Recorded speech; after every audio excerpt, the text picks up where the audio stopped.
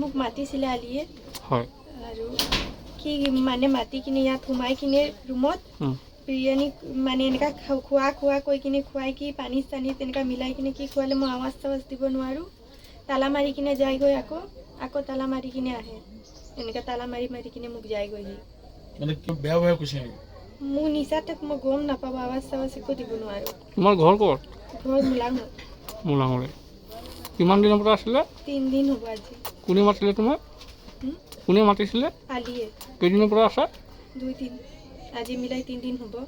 এতিয়া তুমি কেনেকৈ উদ্ধাৰ তোমাক কোনে উদ্ধাৰ কৰিছে এতিয়া ইয়াৰ পৰা? মোৰ ভাইটি আহিলে আকৌ পালে এতিয়া মোক ইয়াত মই যাব ক'লে বি মোক যাব নিদিছিলে তালা মাৰি ৰাখি দিছিলে। তোমাক মানসিক অত্যাচাৰ কৰিছিল নেকি আলিয়ে? না মাৰপিট কৰিছিলে নেকি? নাই কৰা। কিবা বেয়া কাম কৰিছিলে নেকি? ক'ব নোৱাৰোঁ। তোমাক মানে কিবা বেয়া বস্তু খাই দিছিলে নেকি? তুমি গম নোপোৱা তাৰপিছত? কি হ'ল আপোনাৰ ছোৱালীজনী আপোনাৰ যে অভিযোগ কৰিছে কি হ'ল?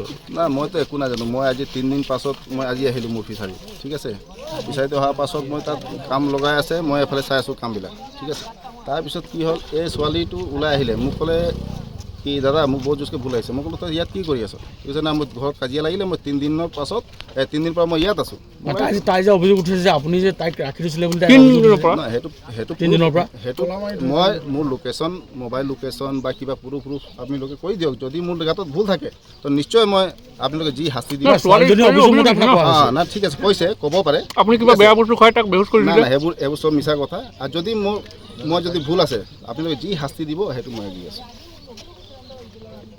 ছোৱালীজনী অভিযোগ দিছে আপুনি ৰুম বন্ধ কৰি গুচি যায় নহয় এক চাইডত ৰুম আপোনাৰ তলা মাৰা চিষ্টেম আছে এফালে ৰুম আছে এফালে খোলাই থাকে আৰু মানুহ নাই ইয়াত দৰ্জাবিলাক এইবিলাক চব বেৰাবিলাক চব ভাঙি আছে খালি মই নেট এটা লগাই যাওঁ তাৰ ঘৰত কাজিয়া কৰি 3 দিন পৰা ইয়াত আছে মই নিজে গম নাপাওঁ মই নিজে 3 দিন পাছত আহিলোঁ ইয়াত আহি চাই আছোঁ তেতিয়া ছোৱালীটো ওলালে মোক ওলালে তুমি ইয়াত কি কৰি আছা কি নহয় মই ঘৰত কাজিয়া লাগিলে কাজিয়া কৰাৰ পাছত মই 3 দিন পৰা ইয়াত আছোঁ মই ছোৱালীজনীয়ে অভিযোগ কৰিছে যে আপুনি কিবা নিশাযুক্ত বস্তু খুৱাইছে বস্তু খুৱাই তাইক ৰাখি দিছিলে বুলি সেইটো মিছা কথা এইবোৰ চব সেইটো মই নিজে 3 দিনত ছোৱালীজনীৰ অভিযোগটো আপুনি মিছা বুলি শুনক যেতিয়া ছোৱালী 3 দিন পৰা ইয়াত আছে 3 দিনত মোৰ ইয়াত মোলাঙত মই অহাই নাই মোৰ 2টা মোবাইল নম্বৰ আছে 2টা মোবাইলৰ লোকেশ্যন আপোনালোকে ওলাব পাৰে কি মই ক'ত আছিলোঁ বা ওচৰ মানুহবিলাক আছে সেইবোৰ সুধিব পাৰিব মই 3 দিন পাছত আজি আহিলোঁ ছোৱালীজনীৰ অভিযোগ মিছা মিছা আজি মোলাং গাঁৱত যি এটা ঘটনা সংঘটিত হৈছে আচলতে মোলাং গাঁৱৰ এগৰাকী দুৰ্ভগীয়া ছোৱালী আলি নামৰ এজন মানুহ যি ব্যৱসায় কৰি আছে ইয়াত ফিচাৰী নানা ধৰণৰ ব্যৱসায় কৰি আছে তেখেতৰ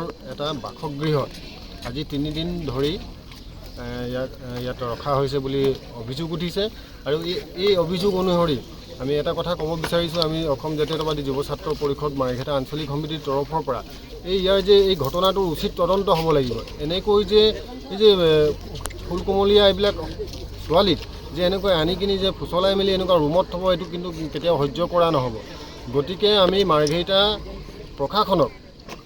সমজিলা প্ৰশাসনক আমি অনুৰোধ জনাব বিচাৰিছোঁ দাবী জনাব বিচাৰিছোঁ যে এই ঘটনাটো উচিত তদন্ত হ'ব লাগে আলি নামৰ যি এজন যি ব্যক্তিজন আছে এই দুষ্কৃতিকাৰী যদি তেখেতে দুষ্কৃতিকাৰী কাম কৰিছে তেখেতক কিন্তু উচিত শাস্তি দিব লাগিব আৰু এই ছোৱালীজনী কিন্তু তেখেতৰ যি অন্যায় হৈছে এই অন্যায়ৰ কিন্তু ন্যায় পাব লাগিব আমি দাবী জনাইছোঁ আৰু আমাৰ যি সমগ্ৰ মই এখন গাঁৱতে থাকোঁ যিহেতু আমাৰ সমগ্ৰ গাঁওবাসীয়ে যি বিচাৰে সেইমতে এই কামসমূহ হ'ব লাগে ছোৱালীজনীয়ে অভিযোগ মতে যে তাইক 3 দিনৰ পৰা ইয়াত আবদ্ধ কৰি আহিছিলে আপুনি এই বিষয়ে কি ক'ব এই বিষয়ে মই আজি কিছু সময় আগতে প্ৰায় 1 ঘণ্টামান আগতে গম পাইছিলোঁ আৰু মই মাৰ্ঘেৰিটা ফালে গৈ আছিলোঁ ততাতয়াকৈ মই আহিলোঁ এজন মানুহ গাঁৱৰে আমাৰ এজনে খবৰ দিলে মই আহিলোঁ আহি কিনি গম পালোঁ সোধ কৰোঁতে এনেকুৱা গম পালোঁ যে এনেকুৱা ঘটনা হৈছে আজি 3 দিনৰ পৰা ছোৱালীজনী আলি নামৰ মানুহজনে